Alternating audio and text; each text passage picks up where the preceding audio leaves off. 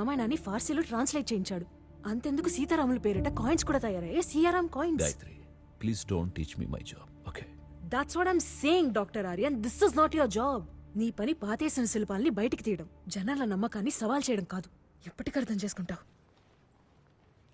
సుప్రీంకోర్టులో సేతు సముద్రానికి సంబంధించి ప్రభుత్వం ఏఎస్ఐ రిపోర్ట్ సమర్పించింది. ఆ రిపోర్ట్ ప్రకారం రామసేతు ఏ మనిషి వల్లో లేక శ్రీరాముడి వల్లో నిర్మితమైంది కాదని, ప్రకృతి సహజంగా ఏర్పడిందంటున్నారు. అంతేకాకుండా ఈ రిపోర్ట్లో రామాయణాన్ని ఒక కల్పిత మహాకావ్యంగా పేర్కొన్నారు. విశ్వాసం విజ్ఞాన స్థానాన్ని భర్తీ చేయలేదు. అందుకే ఈ మహాకావ్యాన్ని ఇతిహాసంగా ఒప్పుకోలేరట. మైలార్డ్ పిటిషన్ వారి వాదన ప్రకారం నేటికి 7000 ఏళ్ల క్రితం శ్రీరాముడు అయోధ్యకి రాజుగా ఉండేవాడట. ఆయనే రామసేతుని నిర్మించాడట. నాకు చిన్న అనుమానం, ఈ శ్రీరాముడు ఏ ఇంజనీరింగ్ కాలేజ్లో చదివాడు? అంటే శ్రీరాముడు గాని రామసేతు గాని చారిత్రకం అనడానికి ఏ ప్రమాణాలు లేవు కదా. మై లార్డ్, శ్రీరాముని నిందించడం